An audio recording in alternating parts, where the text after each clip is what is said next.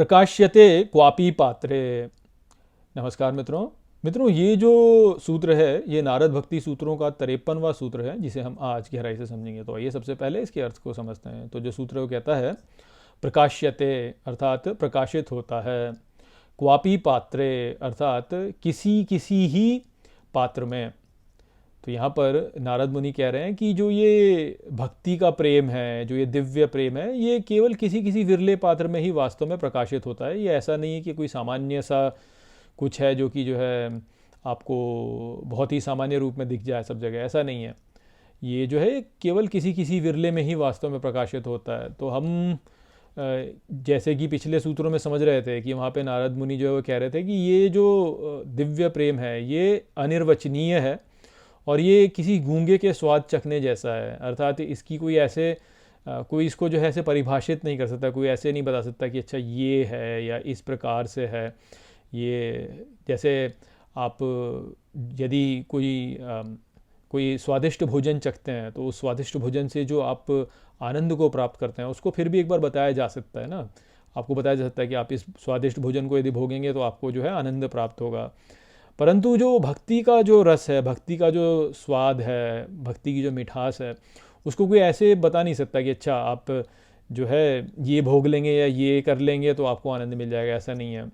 वो जो है वह बस उत्पन्न होता है, वो भीतर से उत्पन्न होता है वास्तव में। तो इसलिए जो है वह अनिर्वचनीय है और वो गूंगे के स्वाद जैसा है कि कोई बता नहीं सकता आपको, कोई ये नहीं बता सकता कि अच्छा यदि आप आम खाएं तो आपको जो स्वाद मिलता है वैसा स्वाद है, ऐसा तो नहीं है। या आप बोलें कि भाई आप जो है किसी सुंदर स्थान पे जाके वहाँ के सुंदर दृश्यों को देखेंगे तो वैसा आनंद है, तो वैसा भी नहीं है, क्योंकि ये ऐसी किसी वस्तु पे निर्भर ही नहीं है, संसार की किसी ऐसी वस्तु पे निर्भर ही नहीं है। तो इसलिए अनिर्वचनीय है और इसीलिए जो है मुँह का स्वादन के अनुरूप है। तो वो दो तो हैं ही, पर साथ में तीसरी जो बात यहाँ पे है वो यही है कि ये जो है ये प्रकाशित भी किसी किसी विरले में ही होता है। तो इस कारण से भी जो है इसका बोध नहीं हो पाता कि ऐसा नहीं कि हर व्यक्ति जो है वह भक्ति रस में ही जो है डूबा हुआ है, ऐसा नहीं है। बहुत ही दुर्लभ ऐसा व्यक्ति होता है जो कि आपको मिले जो कि भक्ति रस में डूबा हुआ है। और यदि कोई आपको व्यक्ति ऐसा मिल भी जाए वो भक्ति रस में डूबा हुआ है तो आपको पहले बार जब आप देखेंगे तो आपको लगेगा कि अरे यार ये तो कुछ है नहीं इसमें, क्योंकि उसमें दिखने में कुछ होता ही नहीं ऐसा जो कि आकर्षित करे आपकी इंद्रियों को। किसी व्यक्ति में भक्ति रस उत्पन्न हो गया तो आपको तो ऐसा लगेगा कि यार इससे दूर भागो, क्योंकि उसमें आपको कोई ऐश्वर्य नहीं दिखाई देगा। और हम जो है वो चमक धमक के पीछे जाते हैं।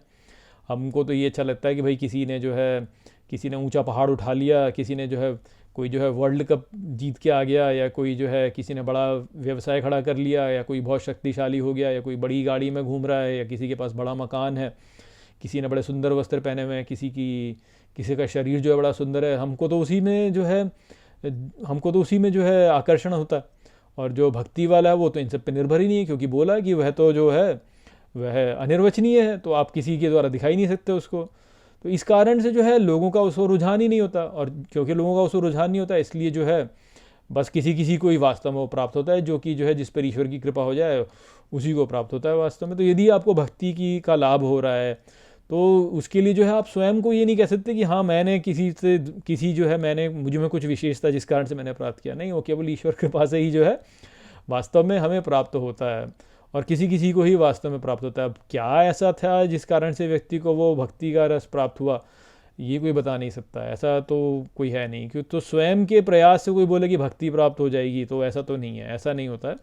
ईश्वरीय कृपा से ही प्राप्त होता है, और किसी किसी में ही प्राप्त होता है जिसका जो है सौभाग्य ऐसा हो कि उसको जो है इस बात की प्राप्ति हो। किंतु इसका अर्थ ये नहीं है कि हम जो है प्रयास करना ही छोड़ दें और बोले कि यार हमको तो अब भक्ति ऐसे प्राप्त नहीं होती है तो फिर हम कुछ करें ही ना, ऐसा भी नहीं है।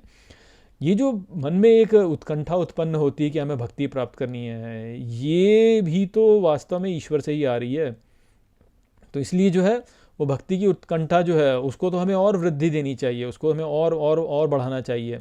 परंतु साथ ही जो है हमको ये भाव भी रखना चाहिए कि ऐसा नहीं है कि हमारे प्रयास से हम में कुछ विशेष है जिस कारण से हमें ये प्राप्त हो रहा है। नहीं, ये ईश्वर कृपा से ही हमें वास्तव में प्राप्त हो रहा है, और ये किसी किसी विरले को ही वास्तव में प्राप्त होता है। इसलिए इसको ऐसे नहीं सोचना चाहिए कि ये कोई ऐसे ही ऐसी वस्तु है जिसका कोई मूल्य नहीं है। वास्तव में इसका सर्वाधिक मूल्य है, और वैसे देखा जाए तो कुछ भी मूल्य नहीं है, क्योंकि ये धन संपत्ति इस पर निर्भर ही नहीं है, किसी द्रव्य पर निर्भर ही नहीं है। तो वो बात थी जो कि यहाँ पे नारद मुनि बता रहे हैं कि यदि आप में भक्ति का उद्भाव हो रहा है तो इसका अर्थ यही है कि आप आपको कुछ ऐसा प्राप्त हो रहा है जो कि अत्यंत दुर्लभ है प्राप्त करने को, तो इसको महत्व दीजिए, इसको और बढ़ावा दीजिए, और यही है जो कि हमको सर्वोच्च की प्राप्ति कराएगा। तो आशा करता हूँ कि मैंने इस सूत्र को आपको अच्छे से समझा दिया होगा। चलिए इसी के साथ इस वीडियो को यहीं पे समाप्त करते हैं। नमस्ते।